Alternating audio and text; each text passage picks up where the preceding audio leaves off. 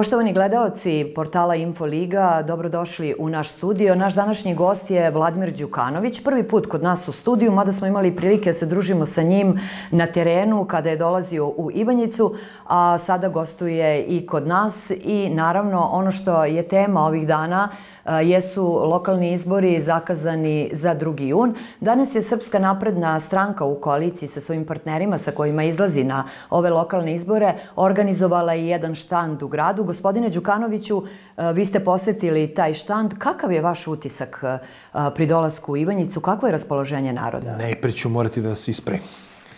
Drugi put sam ovde kod vas u studiju. Tako da bio sam i u onoj kampanji 2022. godine. To se dobro sećam i uvek je lepo ovde kod vas. A i super je pričati za ovako jedan dobar portal. A utisak, pa super je utisak, kako bih vam rekao. Vidim da ljudi prilaze, dolaze, hoće da se pozdrave, hoće da pričaju. Poslednji danas vam je bio i čini mi se pazarni dan, tako sam razumeo. Da, petak je kod nas. Jeste, tako da dosta ljudi je zainteresovano, želi da da podršku i mislim da imamo zaista i dobru listu, dobru koaliciju. Mislim da imamo daleko bolje predloge, odnosno generalno bolji programi u svemu od naše konkurencije, koja čini mi se da nema baš nikakav program, ali to onda nije ni teško da imate nešto bolje. U svakom slučaju ljudi traže rešenja, ljudi traže konkretne stvari i mislim da zato i biće jedna izuzetno dobra i snažna podrška ovde u Ivanjici. Imate slogan Ivanjica sutra, Srbija sutra, Arilje sutra. Uglavnom, taj slogan sutra govori o tome da imate ozbiljnu politiku. Govori o tome da i gledamo budućnost. U redu, prošlost je svakako važna, sve ono što je iza nas je jako važno, ali to nam je za nauk da nešto ispravimo i gledamo dalje, idemo dalje. Evo ja konkretno, recimo, kad god dođemo ovde u Ivanjicu, ja se obradujem što je ovde životni standard ljudi prilično dobar. Možemo pričamo šta hoćemo, ovde se prilično lepo živi. Nema nezaposlenih, mislim. Ili možda ima ona kategorija neću da radim, ili ne znam, neki penzioner koji čeka, odnosno neko ko baš čeka penziju, pa eto, tu još malo na birovu, ali nema, rade sve firme, preduzeća, privreda jako dobro funkcioniše, čak vidim da se ugostitelji žale, nemaju dovoljno, ne mogu da nađu konobara, mislim, koliko je sve to nekako zauzeto. Životni standard je prilično skočio. Najveći problem ovde kod vas kad dođemo u Ivanjicu nemate gde da se parkirate, zato što svaka kuća otprilike po 2 ili 3 automobila ima. Mislim, to je najbolji pokazatelj da se nešto ovde strahovito pokrenulo, da je neki zamajac. Za razliku onog perioda kad sam dolazio i ranije godina, kad nije ništa radilo pod milim Bogom, kada je ovo bilo mrtvo more, što bi se reklo. Sad, važno je da zadržimo ljude u Ivanjici, važno je da ljudi ne odlaze odavde, da mogu da jako lepo prihoduju, da ovde stvaraju porodice, da vratimo jedan broj ljudi koji su nekada otišli iz Ivanjice, vratimo ovde. Mislim, ja moram priznati, meni je uopšte jasno zašto iz ovakve jedne divne sredine, sa ovakvom prirodom, sa ovakvim kulturnim, istorijskim nasleđem, sa ovako dobrim standardom, zašto bi neko odlazio odavde? Realno nema nikakvog razloga da ode u Beograd, gde, dođeš u neku džunglu, živiš, ne znam, u nekoj kutiji koja se zove Soliter, to je zgrada, i zameniš sa ovim ovde da imaš jako lepu perspektivu. Ivanjica ima ozbiljnu perspektivu, kad dođe autoput i kad bude išao ka Crnoj Gori, vi samo možda očekujete progres, potpuni privredni razvoj do kraja. Već sa ovim kad bude došao do Požege, vi ste već završili pola posto, ali kad bude prošao i ovde i kad bude išao tamo ka Dugoj Poljani, odnosno gore na Sjenicu, vi ste ovde bogovi u pravom smislu te reči, tako da molim ljude da što više ostaju u Ivanjici i to će nam biti jedan od prioritetnih ciljeva. Kažite nam kako se sve više zahuktava kampanja, a ona nekako postaje i prljavija. U Ivanjici na lokalnim izborima ima 6 lista, od toga su i neke opozicione, oni imaju svoje programe i svoje zamerke, vi imate svoje programe. Šta je to, zbog čega vi mislite da ćete dobiti birače, recimo konkretno u Ivanjici? Šta je njihov program? Ja nisam čuo. Ja jednostavno nemam pojma što oni nude. Pa oni žele nešto bolje od ovoga što je trenutno. Pa šta je to bolje? Znate, ako kažeš ne valja autoput ka Crnoj Gori, onda ti kažeš šta je to bolje, što bi ti uradio. Ja nisam čuo ništa. Vi mislite da opozicija nema konkretan program? Evo, to je pitanje za $1.000.000 evra. Šta je to što oni nude? Nemam pojma. Ja nisam ni u jednoj opštini u Srbiji, to je vrlo zanimljivo, nisam čuo jedno jedino slovo njihovog programa. Jedno jedino slovo. Nemam pojma šta ti ljudi nude. Mi smo i želeli da ove lokalne kampanje imamo takvu kampanju da se sučelimo sa tim nekim programskim načelima, ponudama, međutim, to ne postoji. Kod njih postoji samo, pokrali ste na prošle izbore, onda se ispostavi da oni imaju fantomske birače, to smo sad mogli da vidimo u Beogradu posebno. Ne znam, Vučiću pederu, Vučiću ovo, Vučiću ono, kog to bre interesuje, ljude zanima, ti imaš nešto konkretno, ako ne valja autoput do Požege, pa super, kaže ti šta valja, mislim, daj ponudi nešto. Tako da, pravo kažem, ja 5 para ne dajem, kako oni kampanju vode. Vidim da kod vas se, da je dolazio, kako zove, Parandilović, znate, vi vidite dečka koji je prvo nekada vatreno branio Srpsku naprednu stranku i Aleksandra Vučića. On je bio vatreniji od mnogih od nas, mislim, i podržavao Vučićevu politiku. Odjednom se nešto sad tu izokrenuo, valjda kad nije dobio, kad nije namiren, što bi se reklo, nije dobio koliko mu je bilo potrebno. I sad on je nekakav radikalni borac protiv Vučića, protiv Srpske napredne stranke, protiv više ne znam koga, a koristi do te mere vulgarnosti, najodvratnije onako izraze, toliko bez sadržaja, sem što eto mrziš, pljuješ, vređaš. Šta je tvoja politika, prijatelj? Šta će ti da uradiš za Ivanjicu? Bio si ovde, prošetao si, niko te nije ni primetio. Znate, ja razumem čak možda donekle njega što on je takav, jer to je ono kompleks. Hoćeš da te neko primeti, da bi bio primećeno da mora da dobošariš i da lupetaš koješta i da izmišljaš gluposti, da bi te neko primetio. On sanja da bude primećen i onda pustite to. Jednostavno, mi želimo da gledamo unapred i da gledamo budućnost, a ovi ljudi neka i dalje pričaju kako su navodno pokradeni. To im izgleda jedino programsko načelo. Toliko dugo ste u politici, godinama već narodni poslanik ste, što znači da vi zdušno podržavate ovu politiku koju vodi SNS na čelu sa predsjednikom Aleksandrom Vučićem. Koja je to vaša poruka građana? Šta je to ključno? Zbog čega oni treba da podržavaju vas da bi vi i dalje ostali na vlasti? Pa zato što se neko bori za njih. Mi smo recimo u ovoj kampanji dali svim našim aktivistima zadatak da obiđu u svim lokalnim samoupravama gde se održavaju izbori. Da obiđu svakog čoveka. Znači, ali, kad kažem svakog, bukvalno svakog. Znači, da li u Jasenovi da živi jedan čovjek, mislim, ili znači, svakog mora da obiđemo. Da jednostavno ljudima ukažete pažnju. Možda ti ljudi hoće da vas napljuju. Možda ti ljudi hoće da vas izvređuju. Ali tvoje je da istrpiš. I da ih pitaš, čekaj, šta tebi ne valja? Pa daj da probamo da to rešimo, da to promenimo. Ljudi hoće da te vide, hoće da te uštinu, mislim, hoće da se pozdrave. Najviše zamerke, mi nigde nemamo zamerku na politiku predsjednika Vučića. Naprotiv, to ljudi podržavaju zdušno. Plebiscitarno podržavaju, bez malo Vučića kao lidera i njegovu politiku. Najveće zamerke su na naše lokalne lidere širom Srbije, gde, kaže, niko nas nije posjetio, građani kažu, niko nas nije posjetio godinama i slično. Ne kažem da je to ovdje u Ivanjici, u nekim sredinama smo to imali i onda smo se mi odlučili u tim sredinama da potpuno promenimo naše liste. Svi oni koji su do sada bili negde opštinski ili gradski funkcioneri, mi smo to promenili i na listama oni više nisu.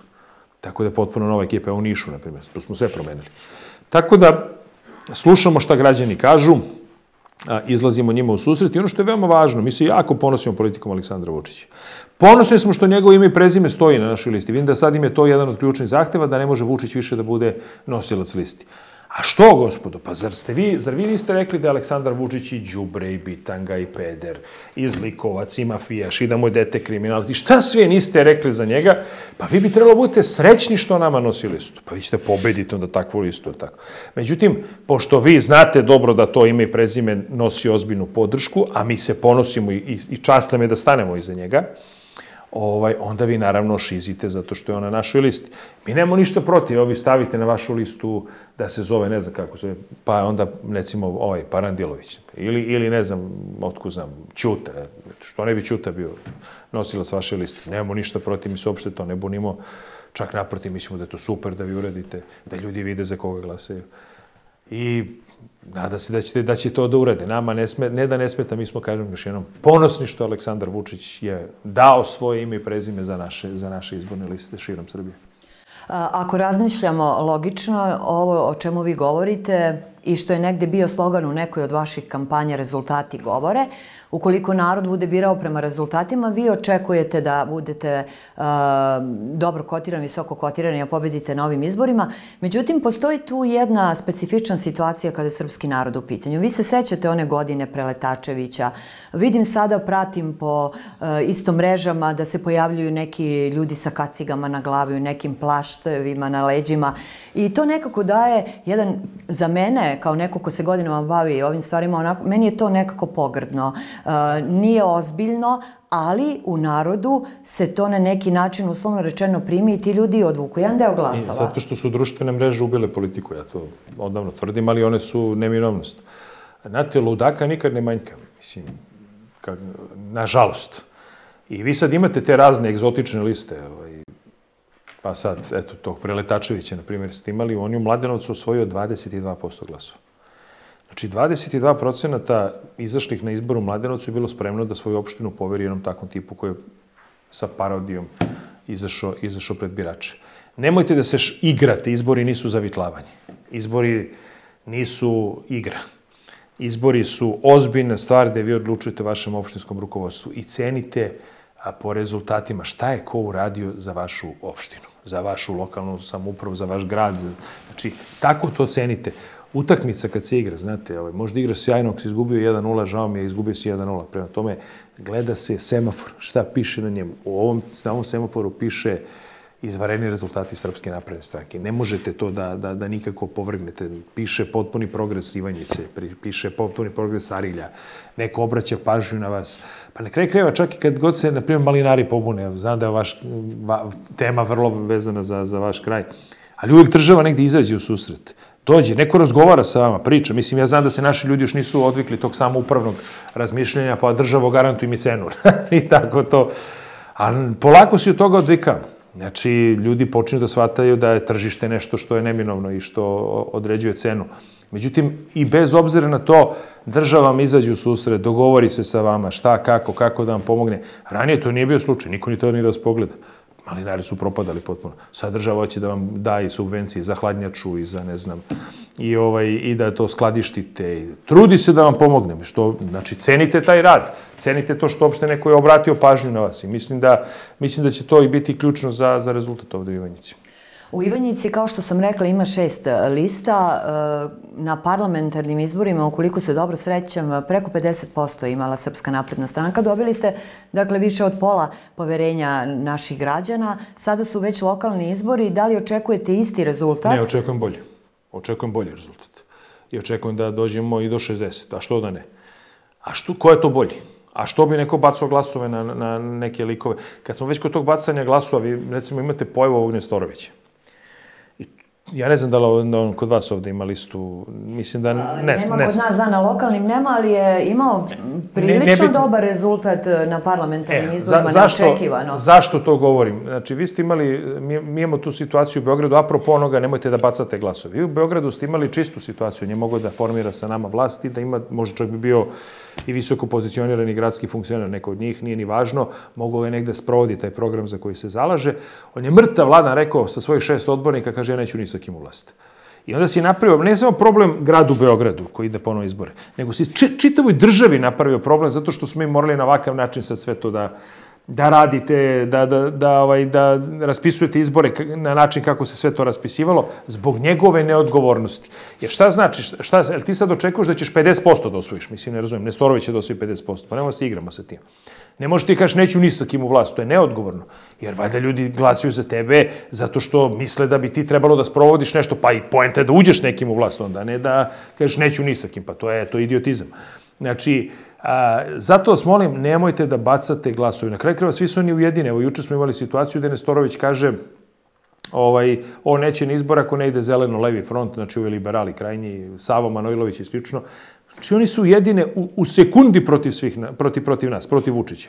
I to je jedina njihova politika. I zato molim ljude, glasajte za ono koji je ozbiljan, za ono koji ima ozbiljnu logistiku, za ono koji ima konekciju ka vladi Republike Srbije. To je veoma važno za vašu opštinu. Pa, zar zaista mislite, iako naravno, mislim, niko vas ne bi ništa uskraćivao, jer to je bez veze potpuno raditi. Ali, da biste imali ozbiljnu samoupravu lokalnu, ona mora da bude jako dobro povezana sa vladom Republike Srbije. Teško da bi oni koji bi ovde glumili neku žestoku opoziciju želeli uopšte da imaju konekciju sa vladom. Kako da mislite da razvijete uopšte? Kako mislite da razvijete ako vi izbegavate državne organe? A to bi bila prva stvar koju bi, recimo, neka opozicijona lista učinila. Prvo bi prekinuli kontakte sa vladom Republike Srbije. I na šta bi onda za Ivanjicu preostalo? Ništa, da bude slepo crevo negde. Znači, nemojmo to da radimo, nemojmo da se igramo sa svojim sudbinom, nemojmo da se igramo sa izborima, nego da budemo krajnje ozbiljni i da tako izađemo na glasanje. Ovaj put ste odlučili da izađete sa jednom širokom koalicijom. Tu je, da ne nabrajam, i SPS, tu su i Zavetnici, tu je Srpska radikalna stranka, tu je... Pokret socijalista, PUPS, partija Rasima Ljajića, svi su tu. I sad, ali ako dođe do toga da morate praviti neku koaliciju sa nekim od partija ili grupa građana koje su ostali, da li postoji neki prirodni partner u svemu tome ili prosto ne razmišljate o tome kao... Prvo skoči pa reci hop, da mi vidimo izborni rezultat. Mi nismo sujetni ljudi, znate. Kogod želi da svoj doprinos, da njegova lokalna samouprava bude bolja. Spremni smo da razgovaramo, pa misli to potpuno normalno. Ne mislite valjda da ćemo do besvesti da izlazimo na izbori. Mi nismo ljudi koji su spremni da, zbog toga što bismo se mi odrekli možda nekog dela vlasti i dali nekom partneru, da sad potpuno uništimo opštinu. Mislim, mi želimo da opština se razvija i da se zasuču rukavi. Ok, imali smo izbore, narod izabrao, idemo dalje, znači idemo da radimo, tako da mi nemamo taj problem da sedemo sa svakim, da razgovaramo i da pričamo. I poruka neka, eto, pričali smo... Dragi građani, molim vas u što većem broju da izađete da glasate. Mnogo je važno velika izlaznost da bi ta vlast imala potpuni legitimitet i samim tim verujem da ćete glasati za listu Aleksandar Vučić Ivanjica sutra ili Aleksandar Vučić Arilje sutra, zavisi da gledaju na ovaj portal, ali u svakom slučaju nije ništa gotovo, nije ništa rešeno, ni vole da vas uljuljkaju pa da vam kažu sigurno Vučić pobeđuje, šta ima da izađem. Ne, mnogo je važno da izađete da glasate, vrlo je važno, jer ja sam pristalica prvo skoči pa reci hop, znači izborna pobeda će biti ukoliko vi izađete i date nam poverenje i glasate za nas. Tako da to je poruka za sve vas ovde u Ivanjici da glasate na osnovu rezultata i da zaokružite listu Aleksandar Vučić i Ivanjica sutra. I moram samo još nešto da vas pitam, pre nego što smo krenuli sa emisijom, pričali smo o tome, ja sam rekla kad dođete kod nas u unutrašnjost, a vi ste rekli da se ježite od reči unutrašnjost. Da, ne volim tu reč. Ali nekako sve kreće iz Beograda i nekako i ovi lokalni izbori su po svim opštinama, po svim gradovima, ali opet fokus na Beogradu. To je pogrešna predstava, to je pogrešna percepcija. Mislim, naravno, Beograd ima 2 miliona ljudi i on je glavni grad i logično je da tamo se gro toga odvija. Ali ne kreće se iz Beograda. Izvinite, mi u Beogradu ne možemo da beremo maline. Mi u Beogradu nemamo ovako uspešne, ali nemamo baš ovako uspešne firme na tako malom prostoru toliko uspešnih preduzeća kao što vi imate. Pa vi nekaj imate i Superligaš, jedno ovako malo divno mesto.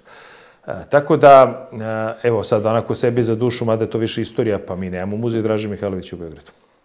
Nemamo. Imamo druga Tita, to jest imamo kuću cveća. Nije sporno, ja sam za to da se sva istorija zadrži i da se na njoj istoriji zaradi. Ali, znači, da pogledajte koliko toga vi imate u Ivanjici, pa nešto kreće i od vas. Tako da, i drugo, ta reč unutrašnjost, pa šta onda smo mi u Beogradu spoljašnjost, ne razumijem, mislim, totalno glupo. Drugo, izbori u Novom Sadu, u Nišu, Subotici, Zrenjaninu, Pančevu, ne znam, Somboru, Apatinu, čitava Vojvodina izlazi sada da glasa, Čačku, ima, koliko hoćete, velike sredine, Jagodina, mislim, Požarevac, sve su to velike sredine, veoma su važni izbori, ali mi, kako vam objasnim, mi uopšte ne gledamo po tome gde se glasa. Nama je bitno pobedimo u svakoj mesnoj zajednici. Da li je to Jasenova ili je to Dedinje u Beogradu. Znači, nama je bitno svuda da pobedimo, zato što smatramo da jedino na taj način možemo adekvatno sprovodimo naš program. I zato uopšte ne delimo birače po tome odakle su, jednostavno prilazimo svakome, razgovaramo sa svakim i svaki čovjek nam je važan. Svaki birač nam je bitan i važan i želimo da mu ukažemo pažnju. Bio on multimilijarder ili bila to gola sirotinja, nažalost, mada na svu sreću sve manje imamo gole sirotinje, to se dosta poboljšao standard stanovništva, ali bez obzira na to, znači mi želimo svakom da ukažemo pažnju i svaki glas nam je važan.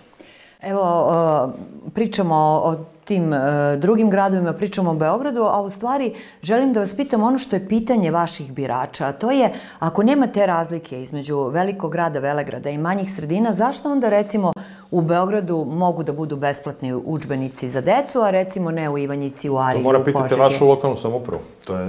To nije država odlučila da u Beogradu budu besplatni udžbenici, nego je grad Beograd odlučila, naša lokalna samouprava. Vi vidite sa vašom lokalnom samoupravom da li ona može to da obezbedi da budu besplatni udžbenici, bilo bi super. I kao isto i za vrtiće, mada mislim u Beogradu je grad Beograd dotirao 5.000 dinara je bilo valjda da se plati vrtić, ako ideš u privatni, onda ostatak grad Beograd ti dotira. Sigurno ima razlike i u budžetu opštine Ivanjica i Beograda. Naravno, tu nema nikakve dileme, mislim, ne možete da to poredite. Ali mislim da bi možda nekom, ajde da kažemo, pametnijom politikom moglo i to da se obezbedi, zašto da ne. I mislim da, eto, neka opštinsko rukovodstvo razmisli, buduće opštinsko rukovodstvo razmisli na tu temu. Ja stvarno ne znam, kod vas nisu besplatni udžbenici još uvek.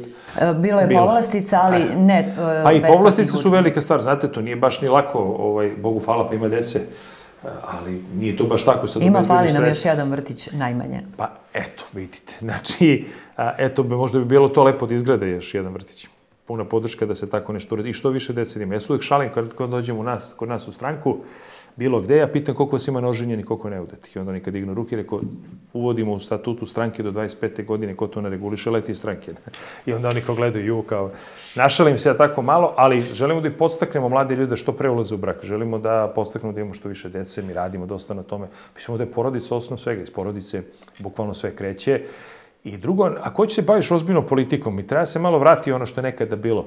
Pa ne možeš ti da ideš kod nekog uglednog domaćina, imaš 35 godina, nemaš ženu, nemaš decu, a hoćeš da rukovodiš sistemom. Te pita prvo, imaš ti svoju porodicu, rukovodiš ti svojom porodicom.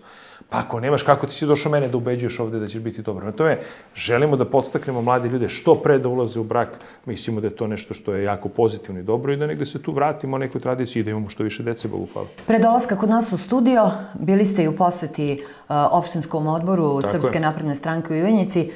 Kažite iskreno koliko ste zadovoljni njihovim radom, da li mislite da je... Lepo radi, vi su ovako mlad svet i to mi je drago.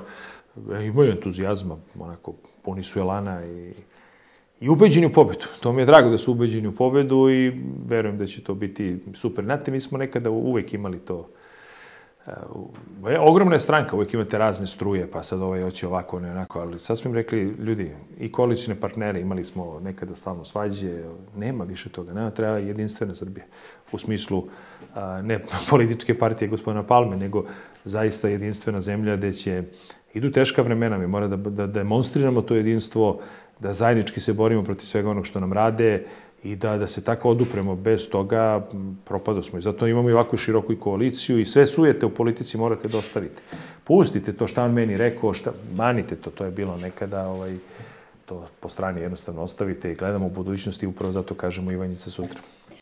Jako je teško kada je reč o toj nekoj spoljnoj politici. Svi znamo šta se dešava i sa Kosovom i uopšte koliko nas svet voli ili ne voli. Koliko stabilnost ta neka na ovim izborima može da utiče i da pomogne? Da li uopšte može da utiče i da pomogne recimo predsjedniku države kada sprovodi tu spoljnu politiku? To je od ogromne važnosti, zato i molimo za svaki glas. Mnogo nam je važno da nam ljudi ukažu poverenje i predsjedniku Republike i nama kao političkoj organizaciji i našoj politici, jer bilo kakvo odstupanje od toga dovodi nas u ozbiljan problem. S obzirom da idu, kažem, teška vremena, vrlo izazovna vremena za našu zemlju. Ta rezolucija će biti ozbiljna muka.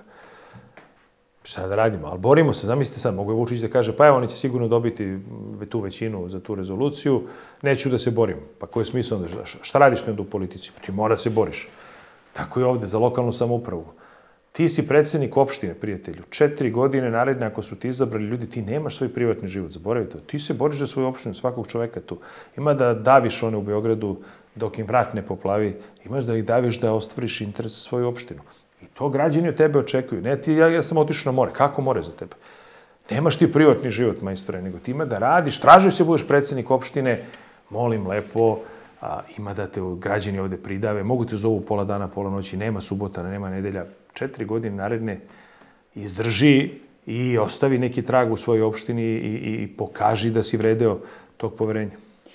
Što mislite koliko ljudi ima takvih koji mogu da odgovore na to što vi tražite, recimo od predsjednika opštine, od jednog ministra, od jednog direktora javnog preduzeća, a to se uglavnom svodi na to što ste sad pričali, odgovornost, predanost? Svakom Bog da šansu.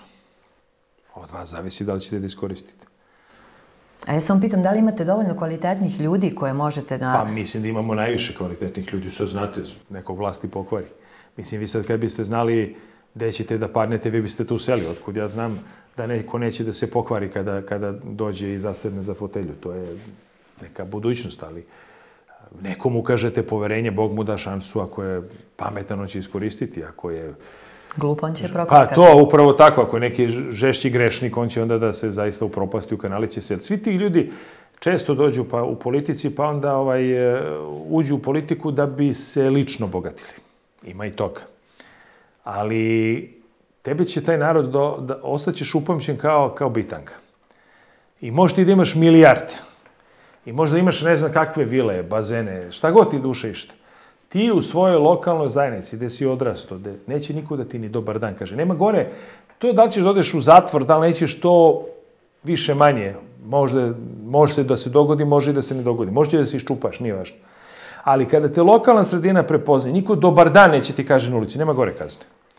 Najgora je kazna za svakog političara da kad mu istekne karijera, mandat, da mu niko na ulici, čak ni da ga pljune. Znači, i to je neka emocija. Znači, pljuno te, pa eto, neko te se seća, ali kad te ljudi totalno ignorišu, to je najgora kazna za svakog od njih. Znači da ništa nisi vredeo i da te niko ni po čemu nije upamtio. I džaba ti posle i milioni i sve to kad te ljudi ne podnose. To je nešto najodvratnije. Ja ne mogu nikad s tim da živim. Meni je to katastrofa. Verujem vam. Ja se nadam da će kakvi god rezultati da budu, da će na tim funkcijama biti odgovorni i sposobni ljudi, jer izbori nisu šala, to smo rekli u samom startu ove emisije, i zaista moramo voditi računa koga biramo i ko će upravljati naredne 4 godine i našom opštinom, a inače... I zato 2. juna svi na izbore. Znači, nema sedenja kući, fino na glasanje, to je 5 minuta posla, porodica, povedite onako, lepo se obucite, porodično izađite, to je praznik za svaku lokalnu samoupravu, izađite, ukažite poverenje onom ko je nešto uradio, rezultati su iza njega i ja verujem da ćete ukazati poverenje listi Aleksandar Vučić i Ivanjica sutra. Hvala vam puno što ste odvojili vreme i gostovali kod nas. Poštovani gledalci, dakle bio je to Vladimir Đukanović, ne treba da pričam puno, svi ga znate, dugo je u političkom životu, narodni poslanik, zalaže se za politiku predsjednika Srbije Aleksandra Vučića i Srpske napredne stranke. Oni u Ivanjici nastupaju, to jeste na glasačkom listiću, su pod rednim brojem 1 za predstojeće lokalne izbore 2. juna. Hvala vam na pažnji.